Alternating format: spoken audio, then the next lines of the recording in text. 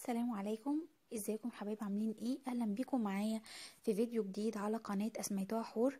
النهاردة ان شاء الله هنعمل مع بعض الفراخ بتتبيلة الحاتي. الفراخ المشوية انا بشويها في البيت، بصراحة روعة جدا وبتعجب جوزي قوي، والله فعلا زي اللي انا بجيبها من بره بالظبط. اول حاجة عندي فرخة، انا الفرخة دي لسه مطلعاها من الديب فريزر ومتقطعة. هحطها في حاجة اسمها محلول نقع. المحلول النقعي ده انا اتعلمته من الشيف سارة عبد السلام. هو عبارة عن مية عادية فيها معلقة كبيرة سكر ومعلقة كبيرة ملح بس.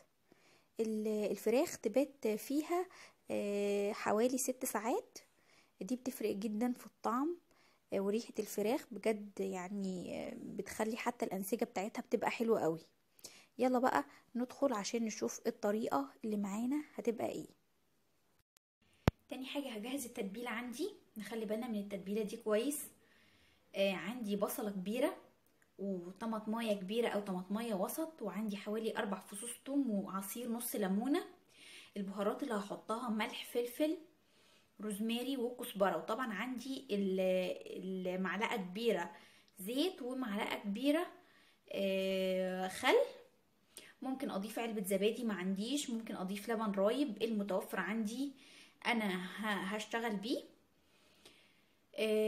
وبعدين هحط المكونات دي كلها في الخلاط. طبعا ايدينا مغسولة ونظيفة وزي الفل،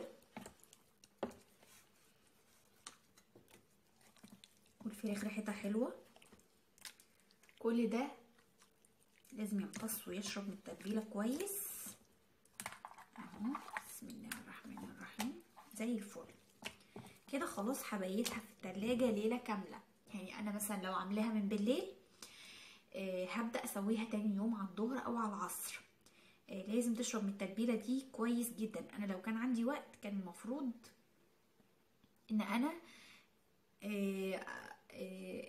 ان انا اللي كنت البهارات تبقى لوحدها والبصل والطماطم يبقوا لوحدهم. يعني كنت اتبلها ببصل وطماطم الاول وخل، وبعدين اشيلها خالص من التتبيله دي واحط عليها البهارات نص ساعه كمان.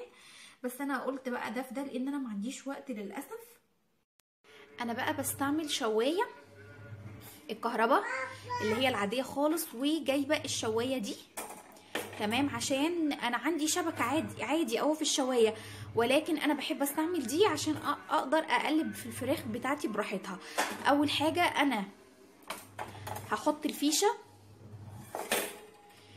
عشان لازم تسخن كويس جدا معايا الاول عشان الفراخ ما تنزلش ميتها، فلازم تسخن جدا، وبعملها على ماكس اعلى حاجه عندي. هحط الفراخ بقى بالشكل ده ونلاحظ ان في دخان طالع، ده معنى كده ان الشوايه سخنه. هنسيبها بقى على الوش ده تلت ساعه بالظبط، وبعدين هقلبها على الوش التاني. يعني انا هفضل اقلب فيها لحد ما تستوي خالص وتوصل للون اللي انا عايزاه.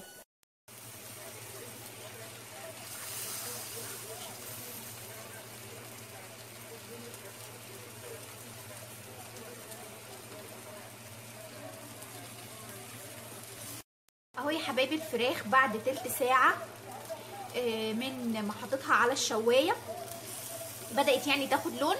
انا اختبرتها بالسكينه، يعني لسه فاضل فيها، يعني لسه هتاخد كمان تلت ساعه الوش التاني، وبعدين هفضل اقلب فيها لحد ما اوصل للون اللي انا عايزاه.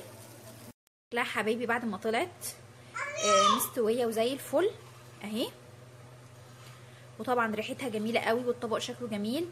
بنقدمها مع رز ابيض عادي وسلطه خضراء وسلطه طحينه وبألف هنا.